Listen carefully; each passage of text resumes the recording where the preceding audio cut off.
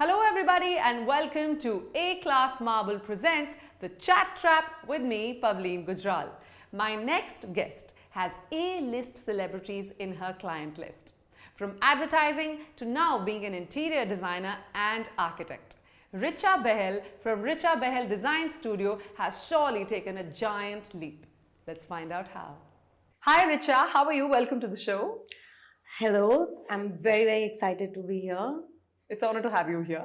So let's start off with this question that I think it is on my mind foremost, that you have a certain set of clients, a certain group of clients. And why do you think that is? Do you understand them or their world better and that's how this dynamic works? So just to give you a little background, I started my career in advertising and a very grueling couple of years of my life, and though very interesting, but as a young person who's really not sure as to what you want and where you want to be, you have a lot of interest, you have a lot of strengths, and you have a lot of weaknesses. So you're kind of figuring out your way. So I tried research, I tried theater. I think I did tried, you act? So I did audition for many plays. I did a workshop. So you kind of try different things, like a group of friends, etc. But I think somewhere along, I realized my passion for being in this interior designing and architect world. It's something which always fascinated me. And that journey began when I started doing my first house. And all the learning happened practically, So that's the interest happened. And because I think I've been in that part of the world, my circle is that kind of people who are from the media world. Their sensibility, their liking, their taste is something which is very familiar to me. It's like we all are almost on the same page because it's a more lifestyle related thing. It's more experience. It's not about making a place look glitzy, but it's about creating that nostalgia. It's about creating that drama.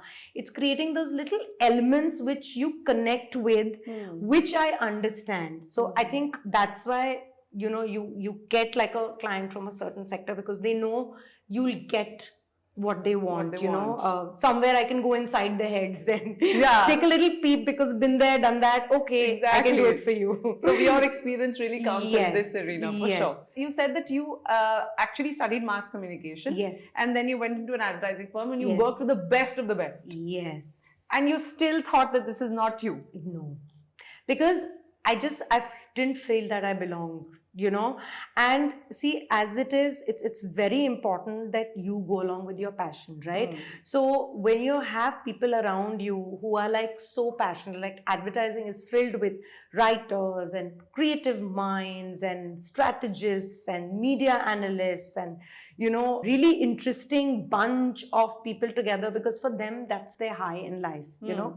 It puts you in a very creative environment, but you need to perform to be at that same passion and level there, right? So that kind of just helped me to get exposed. But I think now I feel that when I'm in my arena, because now when I see things, they just come so naturally to me, whether it's some selection I need to do or some idea or some problem solution I need to do. So it comes naturally to you. So I think it's very important that you need to be into something. It's not like how they say, when you do something which you love, then it's not work every day. So it's one of those things. Yeah. It just, you feel so comfortable with it, and it's not like a thing, oh my God, I have to do. Those nights in my advertising day when I would just be parked in that office because we would be pitching for some business, or we would be like doing some big presentation to the client the next day, and I would just be blank, and I was like, what am I doing here? So, but all that experience makes sense now. So how much ever I was like, what is this boss of mine who doesn't let me sit for 1 minute? I thank her today. Because all that is really coming helpful in whether it's my planning of work, whether it's my ability to understand who I'm designing for. It's all come from my base of working with these kind of people. Like Piyush used to be my super boss, Piyush Pandey, who's like an ad guru, and he's Yeah, an he's the insight man to another level. You know, god it's of not just advertising. and it's not just about advertising. It's about people skills. It's about understanding and getting that insight, Right. and that ability which he has, which I understand today. You know, and I said, oh, that's what he meant. You know, when he would just hear the product, he would know who it is for, but he would come with the most humane and simple idea, Like which will just touch you. Yeah, You the know, campaign that you spoke about. yeah, like how Asian paints, like ghar kuch kehta hai, you know. But now I understand, because when I create, that's the things which I get from my client. My clients don't leave their homes for months after you know, and then the messages I get, it's that connection, you know, of the feelings which come from your house rather than it being a physical place. Because end of the day, whoever you design for, home is something so emotional, right? You know, it's not just that the fact that you put in so much money and bought something today, but you've created something. So it's a very big emotional pulse which you touch, you know. So all those, yes, are big time paying off now. Of course. So yeah, so like they say, no experience is wasted. So true. now I also give the same knowledge back that don't think what you're doing right now, you confuse. It's gonna come in some use at some point in life for sure. Yes. So when you design for non-celebs, so to speak, are the sensibilities different? Do you approach it differently, or do you think the clients obviously are different? Are their own sensibilities different? See, it's end of the day, we are people. And as people, we also have some likes, dislikes, experiences, connections, you know. And in our country, the big variety of religions which we deal with, you know, and the different cities, like you could be from South India, but you could have grown up in Delhi. So you have the sensibility of both. And my clients, again, being either from, say, the media world, they're also people who have the sensibility, which is, now I say it's a worldwide personality. It's not just being Indian. You know, you're like a person who has traveled, who's gone here, who's gone there, who's experienced India, who's experienced culture. You know, so I've done a lot of homes of families who are from Kerala, but it's not just a Kerala home, because they are big travelers. You know, they are again into the creative field. So it needs to be a marriage of both. You know, so it becomes very interesting to kind of do these understanding for each client, whether it's a celeb, whether it's a non-celeb.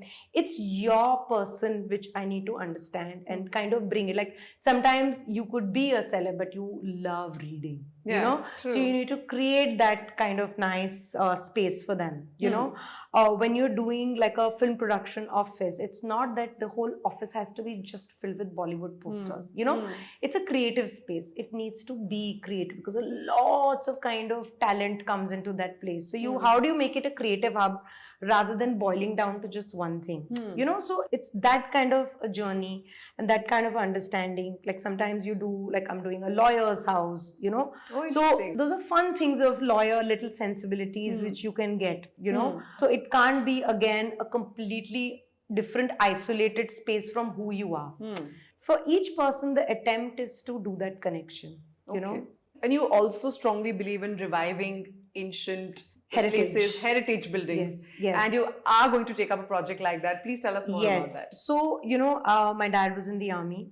We've lived all over the country, and that's also kind of really helped me to be who I am and get me exposed to a lot of cultures and gone to places where a lot of people have not gone. Oh, that's in a country, yeah. Like I'm a full-on army child, and I am like I love Indian Army supporter. Very patriotic. Very patriotic. And growing up was just wonderful. Being exposed to interiors of India, yet going to like even major cities. So it's been a good education, and we've always lived in very British old, you know, army structures, those colonial culture places. So the exposure has always been like that. So it's been something as a child which I've been exposed to, you know. And even when I would go during my summer holidays to grandparents' homes, you know, whether they would be in a small town or they would be in a village, the architecture was very different. You know, it wasn't a very modern building kind of. You would be like in the middle of a farm.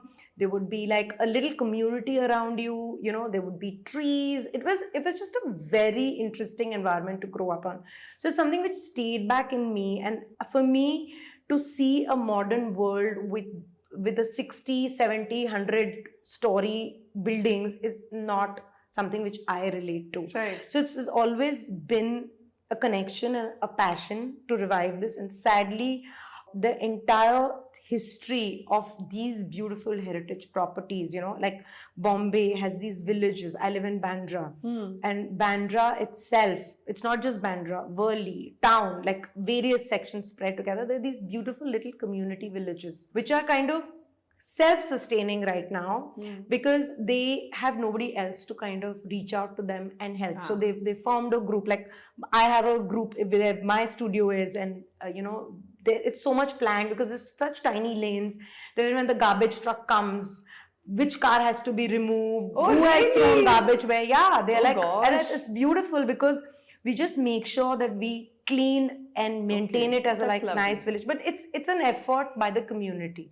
There is no that's why it's well maintained. But there are also areas which are just crumbling, because these are areas which are not accessible beyond a point from a car or like a big vehicle. You have to either walk, cycle or use a scooter because they're really tiny, you know. But what beautiful architect, made in 1890s. You know, like that's amazing. Just amazing windows, the wood. Like my own studio was shut for 40 years. It was again, it's a 100-year-old property.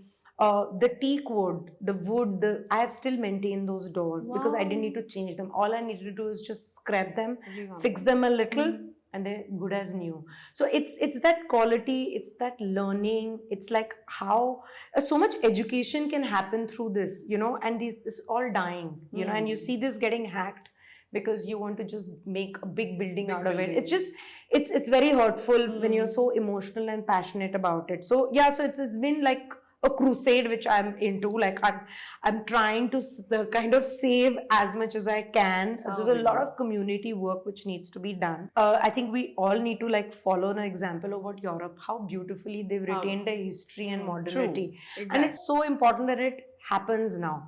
So now there is a new trend as such which is happening where a lot of coffee shops, a lot of restaurants, like I recently did a restaurant in a village, and the chef was very like, she was on the fence, like what will happen, will people really, because you know your clientele is the one who gets car driven and those kind of things, will they be walking?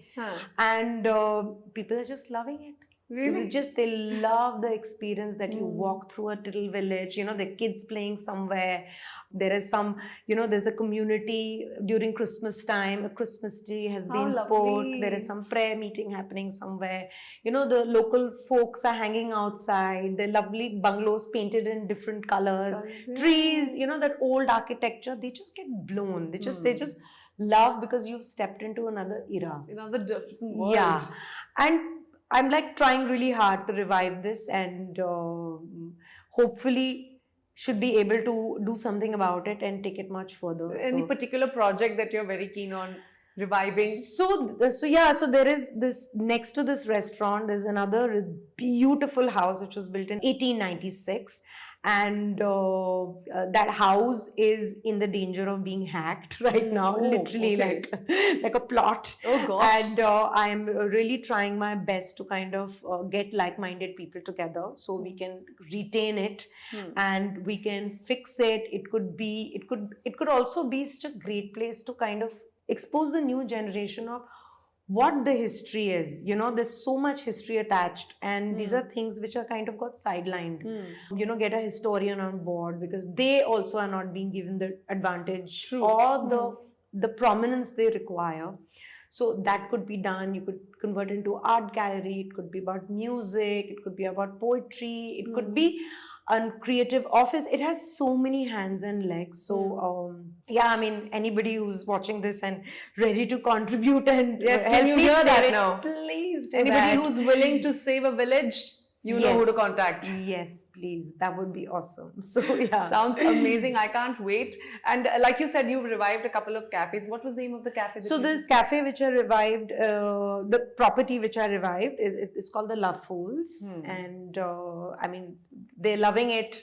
And I've designed the place in such a way that when you walk in, you feel like you've gone into some other part of Era. So I've redone some beautiful stained glasses, given it like a slightly old plus, new look kind of a mix, so you actually feel that you walked into history, and people are loving the fact that, they are very disconnected and they are not in the same thing of going to the same finished and table and chair kind of setup, so it's really like you walk into a story, and it's so amazing that the place is actually turned into a celebration place. So a lot of weddings are happening there, a lot of engagements are happening there, like it's become a celebration point. So because I think the traditional ceremonies are great in a traditional setting. Yeah. So I think that really helps. It's not very Indian, but it's an era. So you walk into like that era, because these villages also were all Christian villages originally. So it was that kind of setup. They would have like a little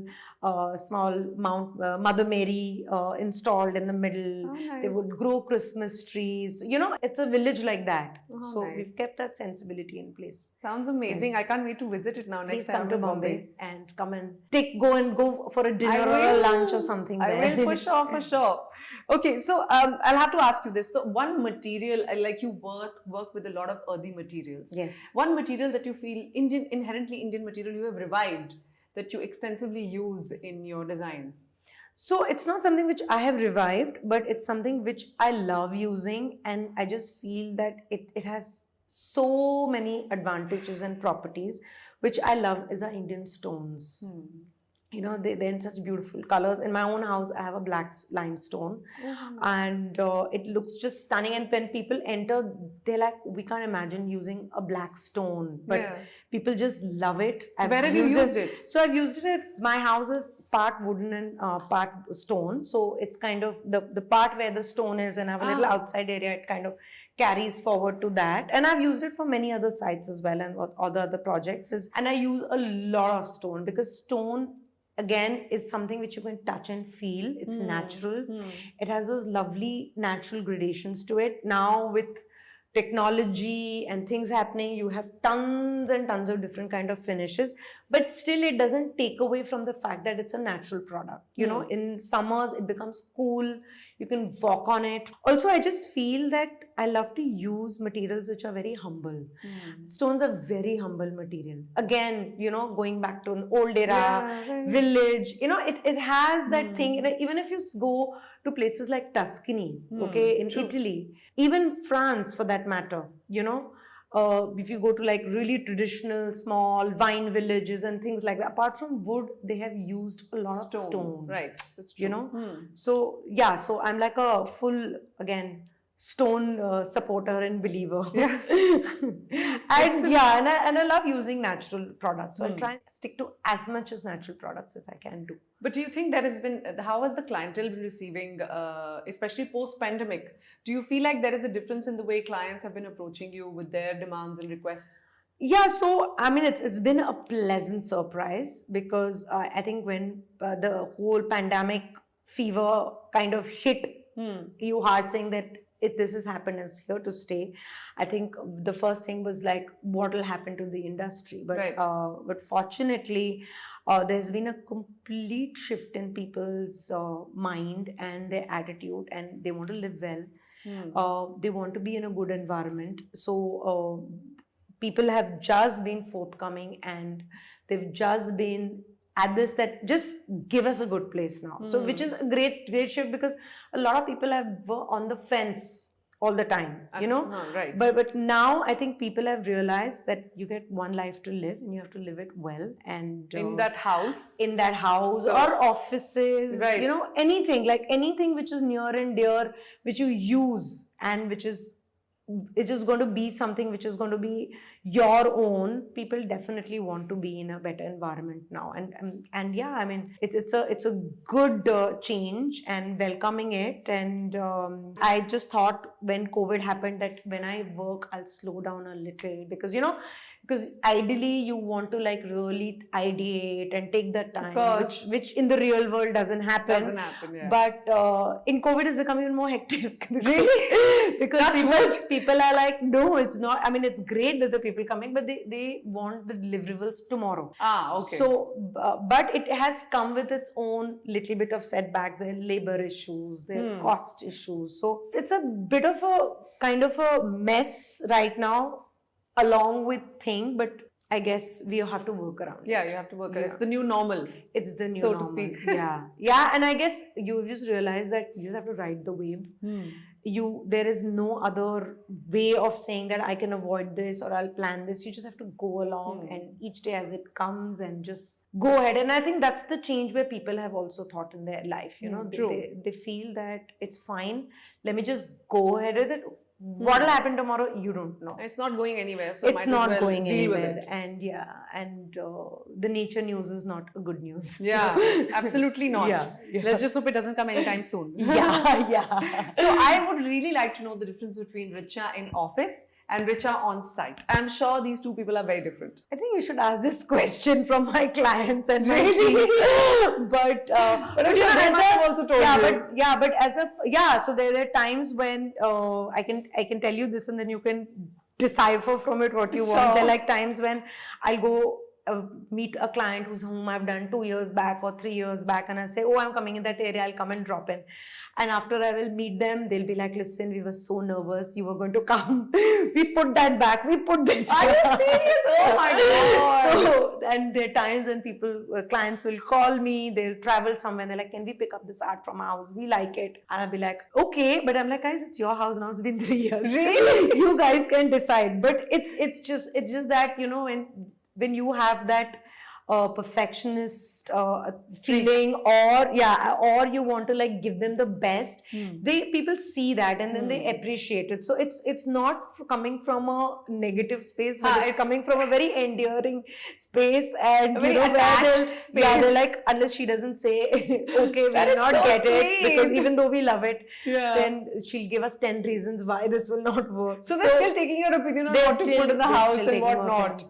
So that's a good thing. I mean, like... Yeah, I mean, that's sweet, but that's the kind of attachment kind of you land up being, you know, when you work for someone, then they'll end up being not only you, your contractor, you know, everybody becomes like a family, because you kind of...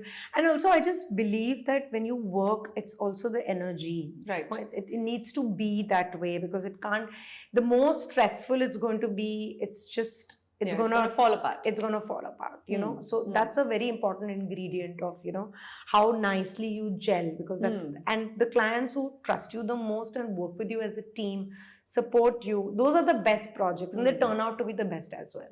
Like you said, that interiors and doing architecture is more like a people's profession. Yes. It's about how you deal with people. Yes. Basically. Yes, absolutely. Because at all level, you're dealing with people. Your clients, your contractor, your vendors, various people you're sourcing things from. You know, you might just get some artist on board to do something. It's just about managing this whole thing. It's actually like being a director of a movie, you know. True. But at the same time, you are like even doing the creative bit here.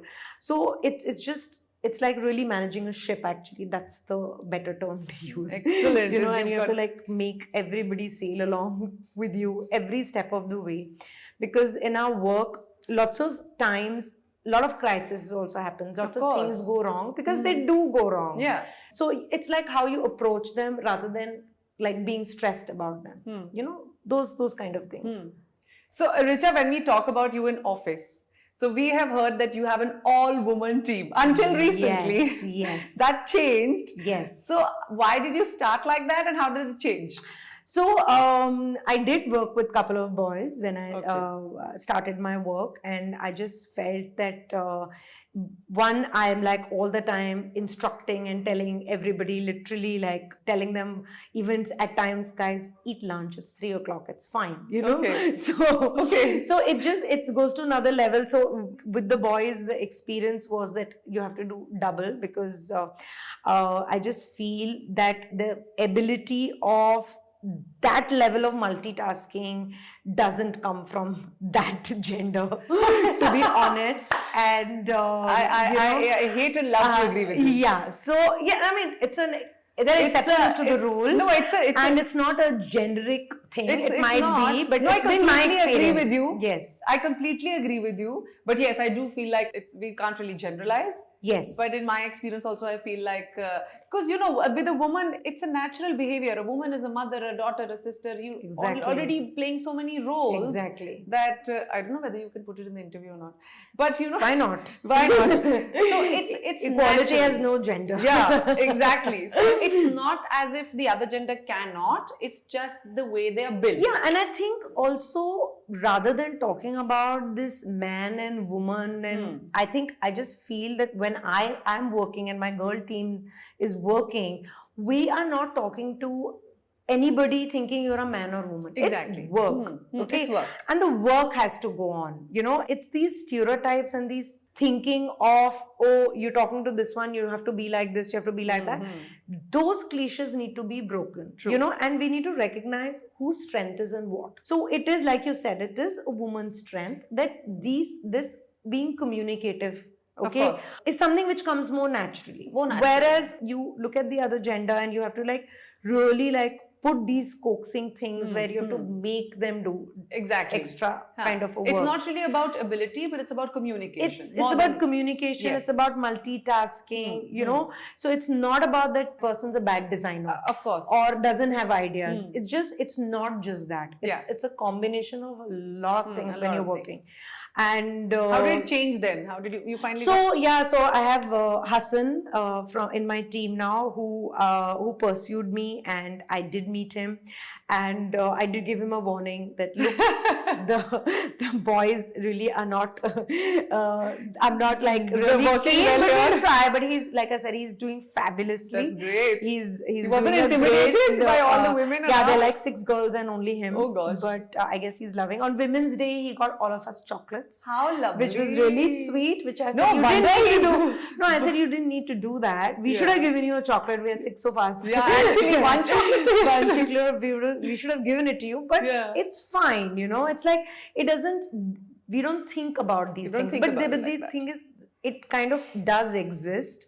And it's like when you work in Bombay versus you work in other cities, you realize the difference. Oh, really? Because when you work with people, you realize, you know, we did a project in another city, and we just found out that, you know, why things were not moving. Things were not like, you know, the project was just getting stuck, and there was so much miscommunication. Like after, like, you know, being girls, we write list after list and we like call every 10 minutes. Has it been done? Is like 10 minutes earlier. So sometimes you have to hold the women also relax. I feel like with a female director, calm down. Also it's different. The whole vibe and energy is different. Yeah, like it bothers me. Yeah. And I don't do it. There's no chalta, you know, in the book. Not there.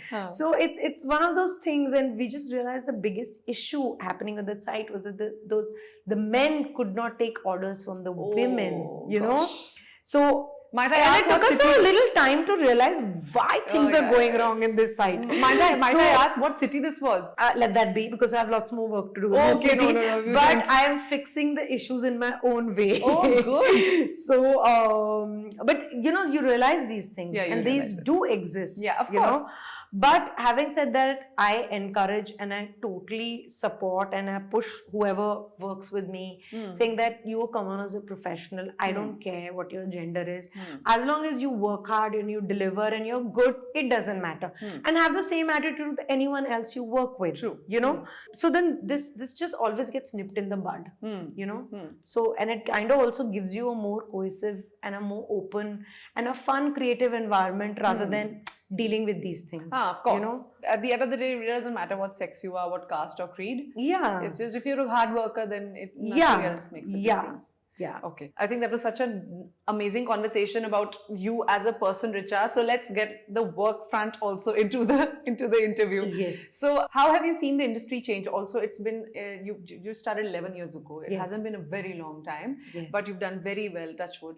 And do you notice a change in these past 11 years in the way that the industry, how has it changed? I think the industry has started getting a slightly more importance, which is due, which wasn't happening when I think 11 years back when I just started. And also what happens is it's your own bubble, right? When every industry has its own, of course, things happening within that. So it takes you also a time to kind of get into the hang of how it works, where it's kind of leading and stuff. So I just feel that over the past few years, the industry has become very active, okay?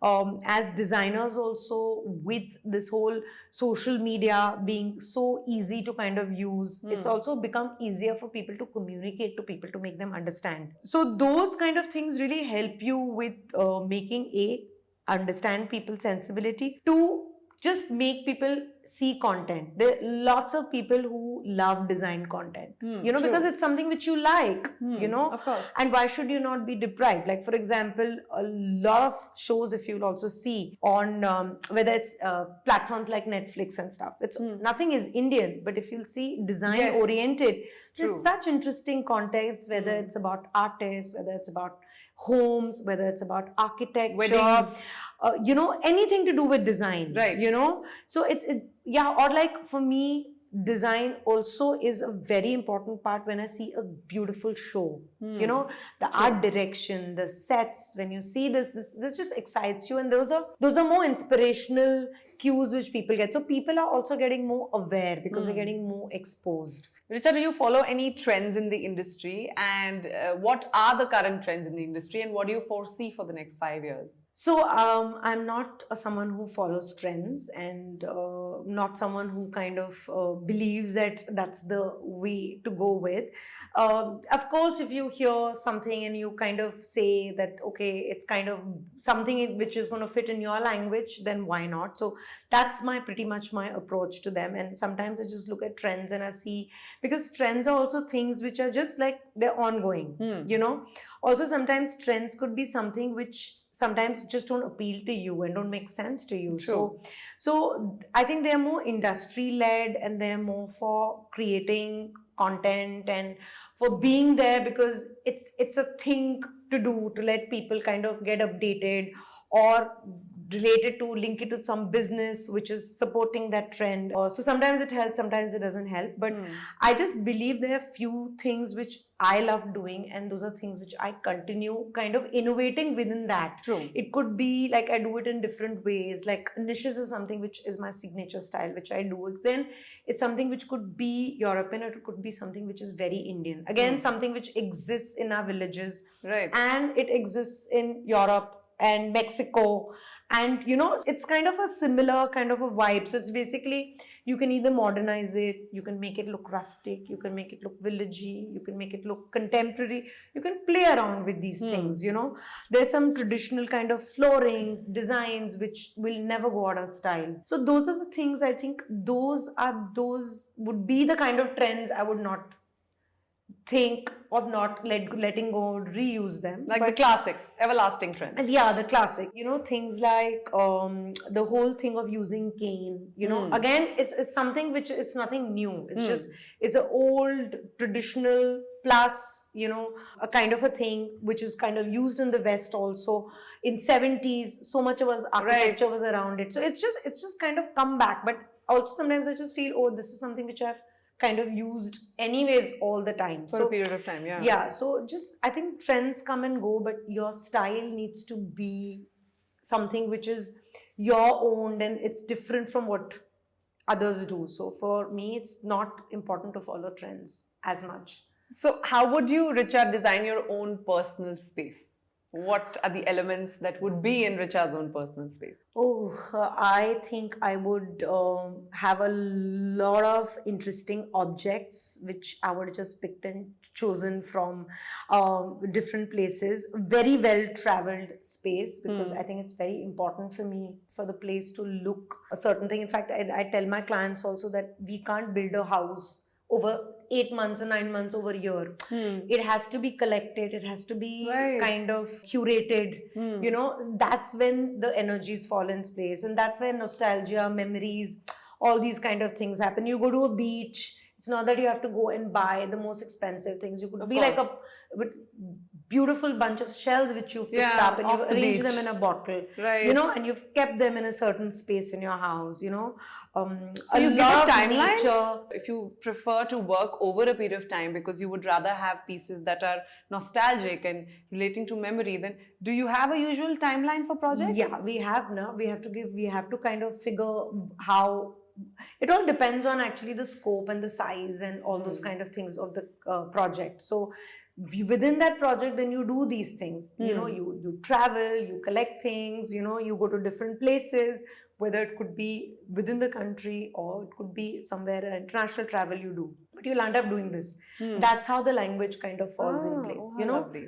So, and coming back to my space, it'll also have a lot of nature, because I love nature, and my mom used to call me Fool Kumari, because I would just like go and pluck flowers, and I would always like, in all my family photos also, there'll be pictures and I'll be standing with one rose or with one thing, because I would just love it. So definitely a lot of nature, a lot of flowers, a lot of earthy stuff, you know, and then I love the fusion of the old and the new. So it would be something like that. Okay, lovely. Sounds like a beautiful and energetic space.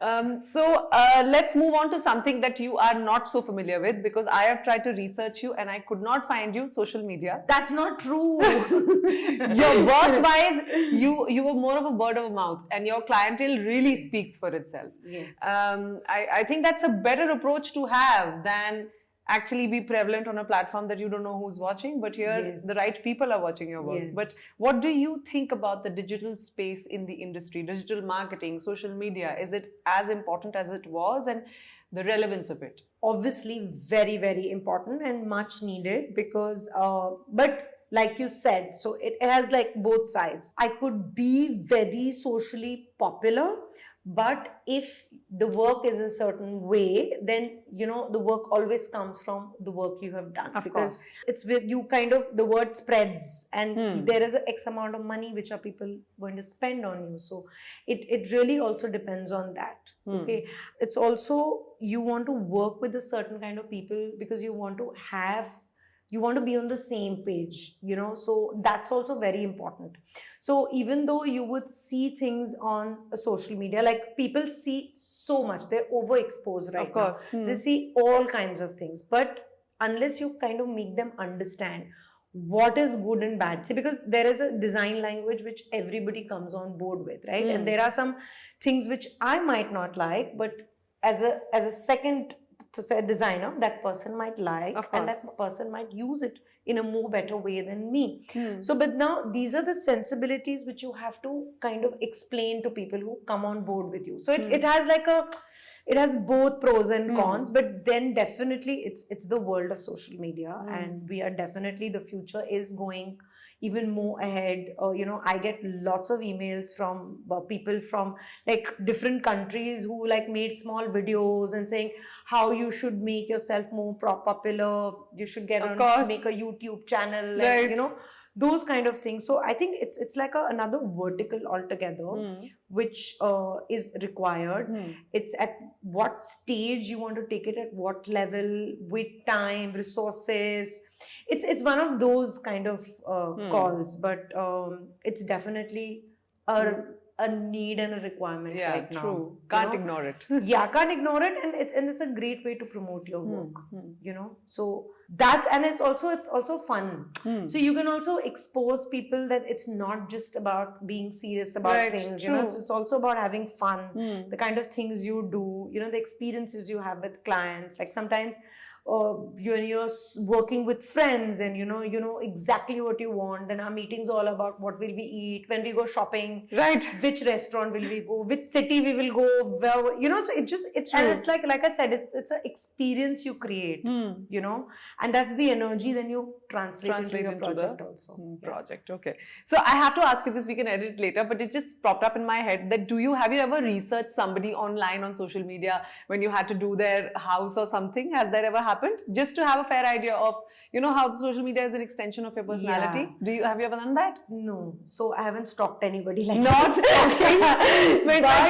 No, but like definitely right now I'm going to do an office for this really dynamic couple who they're into pharma world, but they make very alternative medicines for all kinds of problems where you don't have allopathy for. So definitely read up on their website, like sit with them, understand them, because it's a completely different new field. Of course. So definitely that research is required. Like for me, it's very important to understand who I'm designing for, So those become like a very important factors before you start getting into anything. It's not just about like, okay, these are the 3 things which I do, I'll just replicate the same thing for you. So it's important, but I haven't gone into anybody's social media. I should have put it in politer words. That's not what I meant, but I get what you're saying. That kind of research is important. Yes, it's required. It's again an advertising learning. Yes.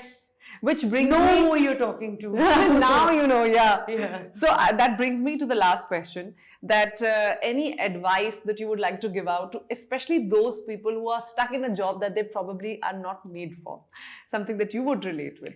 Yeah. So how would one know that, okay, this is not for me and I have a different calling and I need to find it? I think it starts with the fact that when you're not enjoying what you're doing, it's so important to enjoy and love what you're doing. And I think it's a time today where you can really choose what you're good at and choose what you really want to do and pursue it. And it's a field in itself.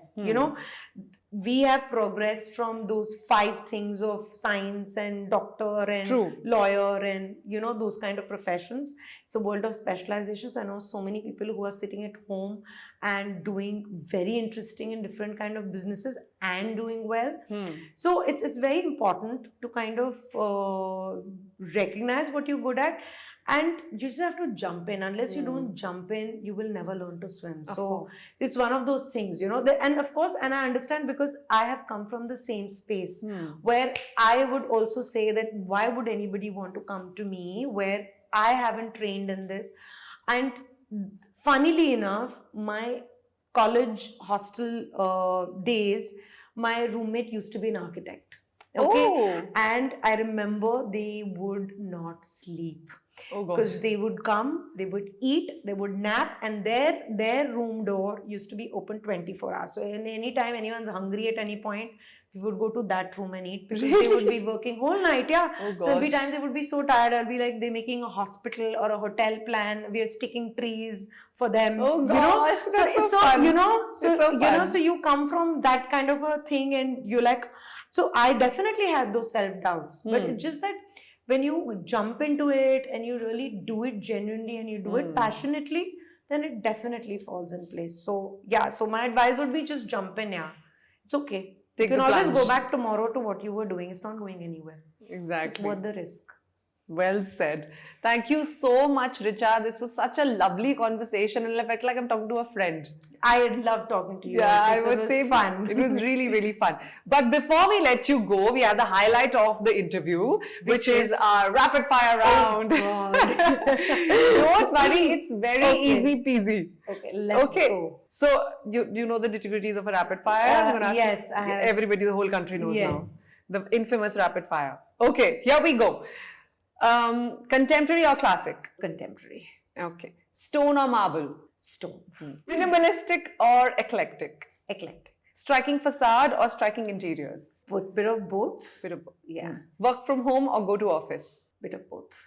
A bit of both. Because I actually started thinking that I'll do a bit of both, but Huh. I don't get time at home anymore, which Huh. is a sad thing. So every morning I'm like, I have to go. But once I go to my studio, I love there Then also. you're So, sorted. so bit of both. For Bit me. of both. Okay. The feelings there. at Yes. least. Yeah. Okay. Sustainability or durability? A sustainability. Bright lights or low lights? Low lights. Okay.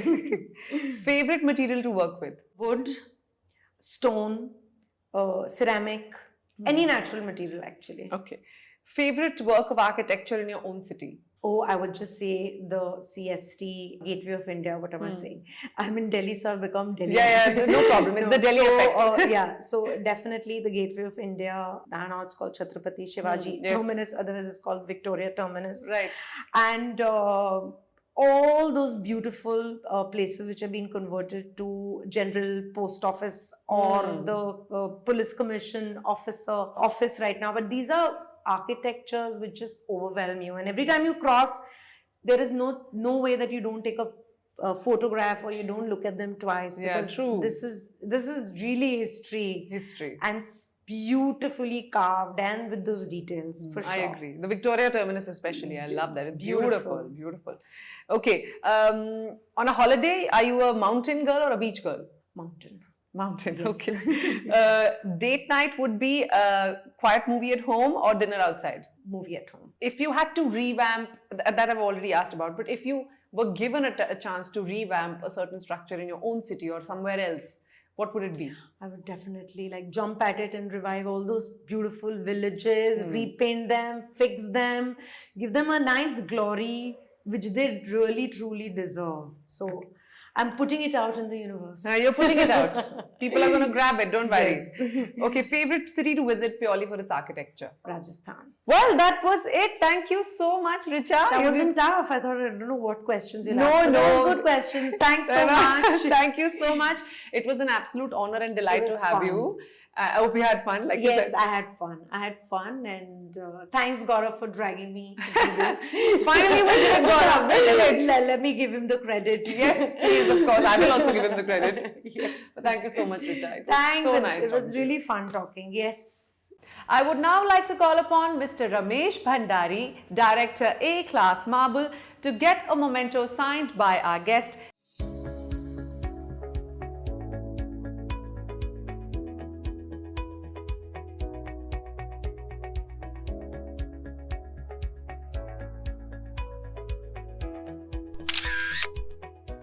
With a will and determination to restore the ancient villages in her own city, Richa Bahl is truly a force to reckon with. Well, that's all for today. See you all on the next episode of the Chat Trap with me, Pavleen Gujral. Till then, ciao.